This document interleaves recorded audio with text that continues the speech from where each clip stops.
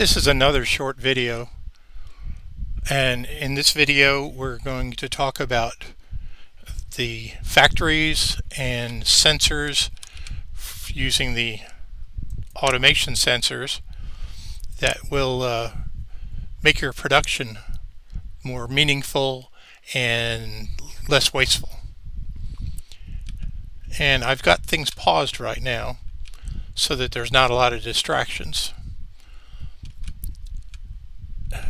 This is my big area of factories. I've got the lumber mills, I've got an explosives factory, gear workshop, printing press, place that makes treated planks. Let's see, smelter. You see, they've got a lot of stuff there.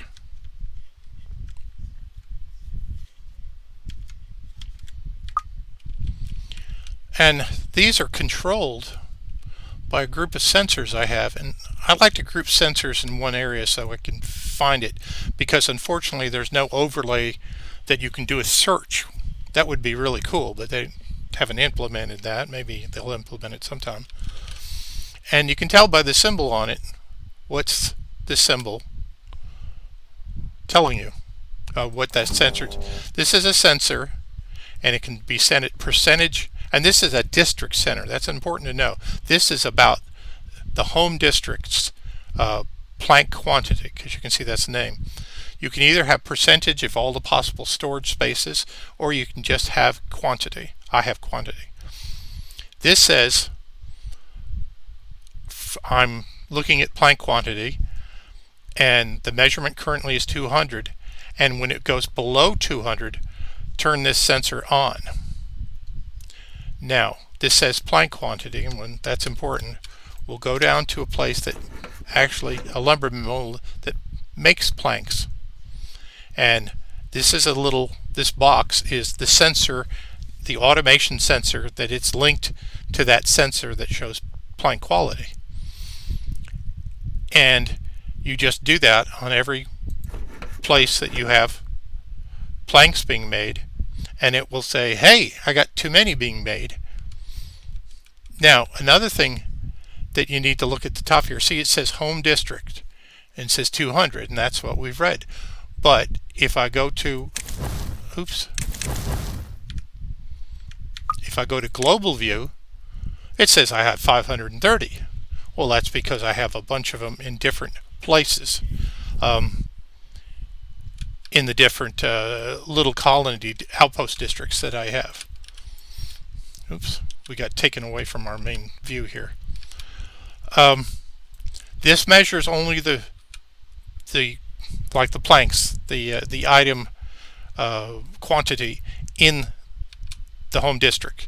Now, the centered home district is where I've got all these factories, and it's important that I have not too many, but enough, because planks are used in the productions of other things. So there's actually more than 500 planks around, but there's 200 around here. There might be a way, and there probably is, if I could use it and figure out how many planks there are everywhere. But for now, I don't really need that. Now, I've also got metal blocks and gears and treated planks and explosives and paper, and they all tied into different factories. And you'll see they're all paused right now. So because they're paused, the demand is only 850, while I have 3,600 being produced, 3,600 horsepower being produced by my metals. The 850 is probably this. It's one of the things. It's a centrifuge, and it uses 200 horsepower. So that's part of the power that's being used.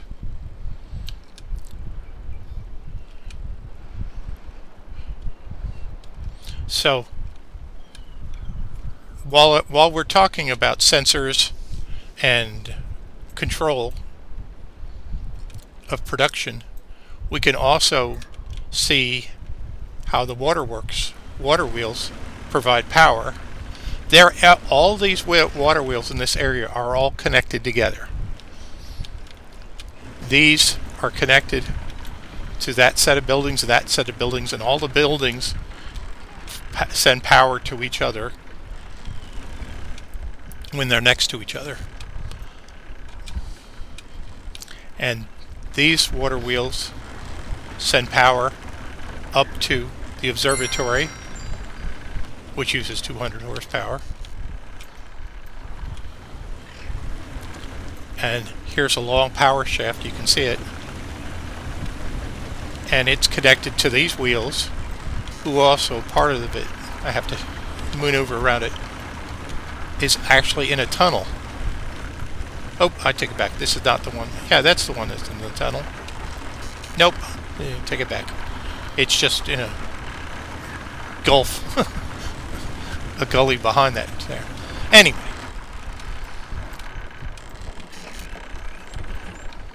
And I have 3 windmills on here to provide power, extra power. And I have 3 gravity batteries. These are hoisted up by the horsepower from here.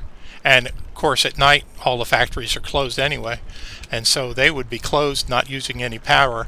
That's when the gravity batteries are wound up all the way if need be. Now you'll notice over here we have a few more sensors, and since we're going to talk about sensors here, we'll check it. This is the weather sensor that I showed you on a previous video. It'll display whether temperate weather is on or off, or drought, or bad tide. This is a measurement of the science. I've got almost 50,000 science. This is a cool sensor. You can set it for either district mode or global mode of a whole bunch of things. And it'll tell you the current number. But you can also use it as a sensor. So if you're, well, I don't know. Right now, I don't know how many. You could set an alarm to it or something like that. But it would just be what you think would be useful. This is a clock.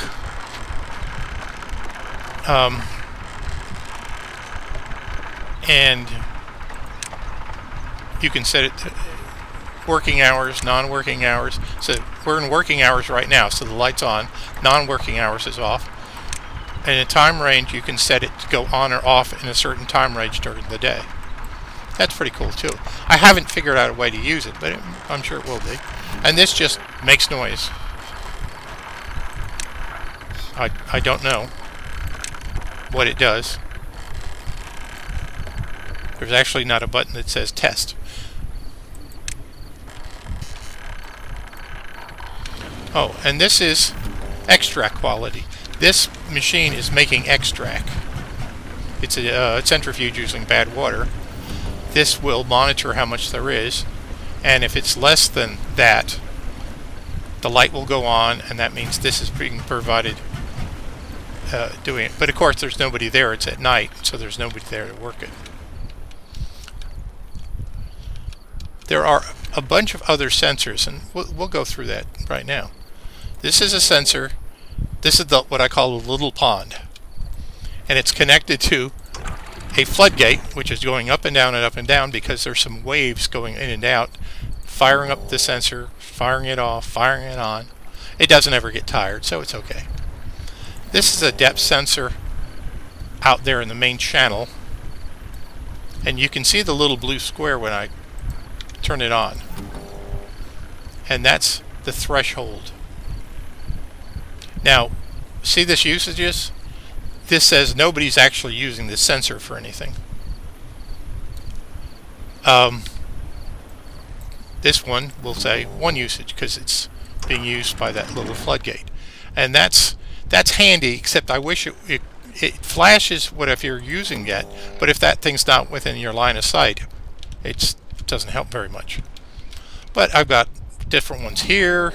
This one is the throttling sensor, and it says it's used by 7 things. Well, it does. It's the 7 things are these throttling valves that limit the amount of flow coming through. I don't really have this control. I really don't have it certified. Not certified. I haven't fiddled around with it enough to know what's good settings and bad settings. Let's just say that. All right, and see, there's depth. Oh, this is something too. That's a flow sensor. That's handy somehow. But and hang on.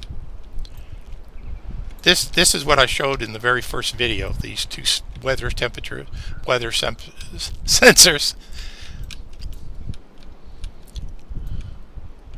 And here is just the last type of sensor we'll talk about.